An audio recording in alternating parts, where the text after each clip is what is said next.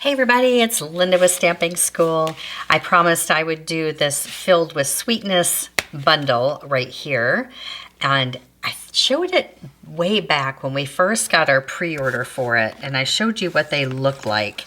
I was so surprised when I got the stamps and the dies and how big they were. They're awesome. So you can really fill up a card, and I'll show you a few different ways that you can use them. But here are the stamps. You're the sweetest, love you very much, homemade for you, thank you, blueberries, strawberries, and the dies that all go with it. They have these really cool labels, and right here, and a tag, and this jar topper, and lids, and a stamp for the lid also, and the berries and flowers, and a little spoon. I wish they had the bottom of the spoon. I need to find an oval punch that will work for a spoon. But the idea is that you put it inside the jar, so that makes sense. So it's really fun. Now, one of the stars of the dies is this big one right here, this guy. And you can cut 2 jars at one time if you're just putting it on a card, or you can cut it to look like this. Here, I'll put this back so you can see. So it'll cut one big piece of whatever cardstock you want to do, and you can fold it over, and then you can make a card that looks like this.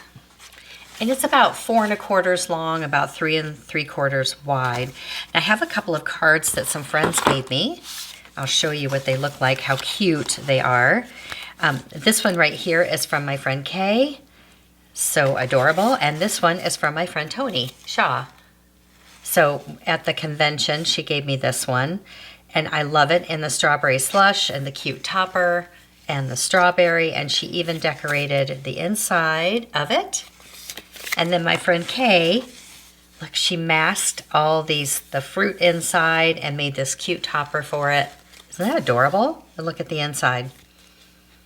So these are cute just on their own. I'll show you a couple other things that you can do with the paper and with this big one right here. Let me show you the paper. So even if you don't get the bundle, I feel like you can just sort of get your fix with the paper, although they're not as big. You know, there's a lot you can do and cut these out. Now the dies, of course, don't cut these, but they're really fun patterns. And you can do some really cute cards with all of these. And if you don't mind fussy cutting, these are super adorable. Let me show you the other side.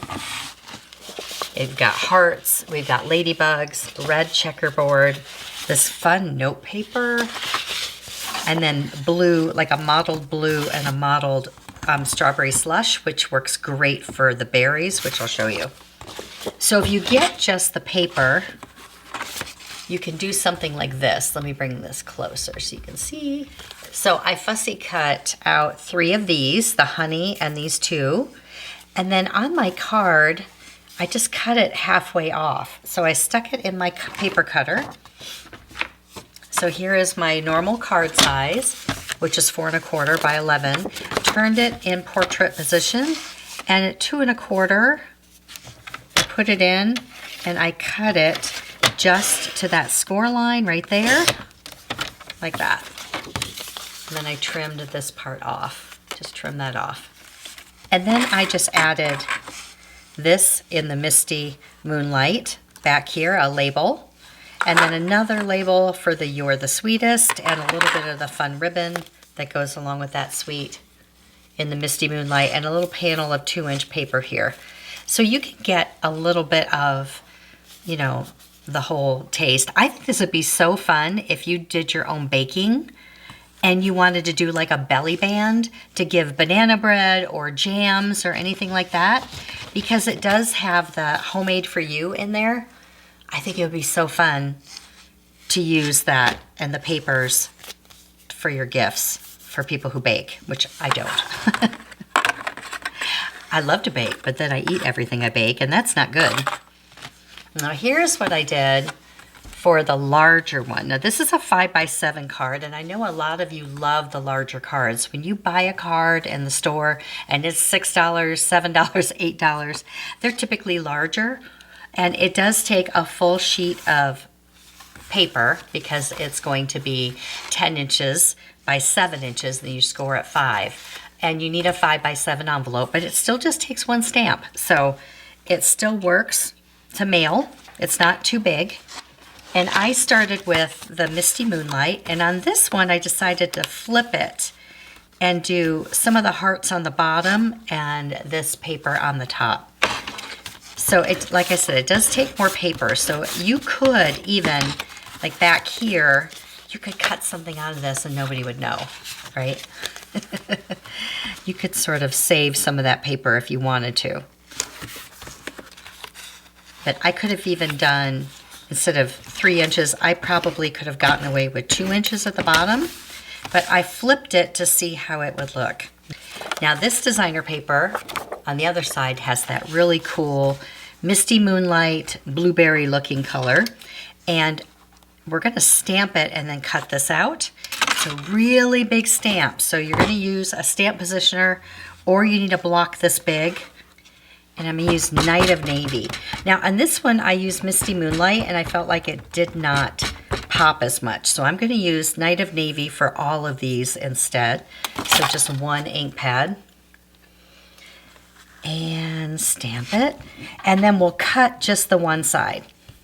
So what else is kind of nice about having the die like this, if you want to do 2 at one time, you could cut these both at the same time and then stamp them afterwards. But we're going to line that up and cut it out. And we've got this right here. Okay, so there's the start of it. Now, if you want to make it completely straight, you can. I get it. I am trying to, trying to do things a little crooked sometimes, just a little more artistic, not just so straight. So I'm really working on it. Now here's that really fun die for the top. That'll go right there. And you know what? For the bow and this, I use the adhesive sheets because it's really, really skinny. Now how far down do you go? I don't know. Just so it looks good. So here's that great die, and it has all these perforations in it. So I did the blue gingham, but look how it looks, even just doing it in a solid, like a fabric. Isn't it cool? Now, how far down to glue this on? I don't know. Does it go all the way down like that? I guess it just depends on how tall you want your jar to be. I went about that high. And then I use the adhesive sheets because these things are so tiny. And oh my goodness, they were a bugger to glue on because they're so delicate. So they fit either way, but that works pretty good there. And then the bow is pretty tiny too. And that just goes right there. The adhesive sheets make that super easy. Now for my sentiment, this cuts out all one. I wish that it cut out the ring and then cut out the center, but it just gives like a perforated look around it. So it cuts out like this right here. I might have an oval punch that matches it. I'm not sure. So what I did is just took my strawberry slush marker and I just colored close to the dots, and it actually worked out really well. It wasn't hard to do. Use the bullet point of your marker and just get close to the dots without going into them. And look, it worked out decently. If you miss a little, you can kind of go back, but hopefully no one's looking that much. But I kind of like the way it turned out. And then I stamped it in the navy right there. And this little bit of silver back there, that's this die right here. And it makes a really cute label. And I wanted to put it behind here, but it needs to spread out just a little bit. So I cut it in half, and then you have to kind of cut this part out. I just want those little ends to show. Okay, and then I'm going to add a little bit of glue here, and then put them together like this. I mean, if you're running all the other one through the dies anyway, just throw the silver in there. It just makes a nice little accent and perks it up a little bit, like that. All right, now I'm going to show you how to color the blueberries. I actually had some trouble coloring the blueberries. Should we pop this up? Probably. Once you start using these adhesive sheets, you won't go back to dimensionals. They're just so much easier. All right, put that here. All right, I'm gonna glue this on here. And I'm gonna go a little crooked. Oh my gosh, I'm gonna do it. All right, the blueberries. This was a little harder than I thought to get realistic looking blueberries. And of course, you know, I Google them. Now look how pretty Kay's are. She really blended them beautifully with blueberry blends. They came out beautiful. I wanted them to match the Misty Moonlight a little bit more. So I'll show you a few things that didn't work for me. First, I thought I would fill the whole jar with blueberries and color them. I got that far and no, okay. Then I thought, let's try it on vellum and then color the backside. And it's still not dry and I still have blue on my fingers. And I even tried to heat set it and that didn't work. This one, they came out really blobby because I stamped them in Misty Moonlight and then I colored in Misty Moonlight in some colors. And if you Google blueberries, they have those dark, I don't know what those things are called on the top of the blueberries where the leaves are, but they're not really leaves. They're kind of like where they grow from. I don't know, blueberry anatomy, but that just looks blobby and terrible. So then I came up with this one. I stamped them in navy, and then I actually started with azure, light azure, and we're doing the scribble method where you just do a little scribbling. Don't think about it too much, and just scribble. And then you come in with a light blueberry bushel and scribble a little more. And just scribble. Don't feel like you have to get it exactly because we can go back in. All right? Scribble, scribble. Stay in the lines. Scribble, scribble. Let those different blue tones come in. Okay? Oh, a little dot in the center of that. All right, then dark Night of Navy works good, and also the dark Misty Moonlight. It depends on how dark you want to go. Like that. And get those little flowers. That one is Misty Moonlight, and this one is the Night of Navy. The dark Misty Moonlight is really good for doing little dots. So do some dots on the bottom side where the shadows would be, and they're going to blend in and look good. Just dot them. And it's funny because it kind of comes out, they sort of all blend in together. And I like how realistic they look. I don't think they're as pretty as Kay's, but in this scenario, because of the Misty Moonlight paper, they're good.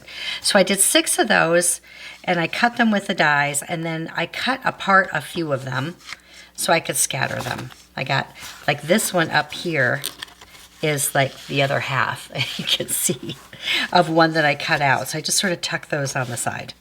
Added a couple little rhinestones, and then this on the inside for when I want to write something, and put it in a 5x7 envelope.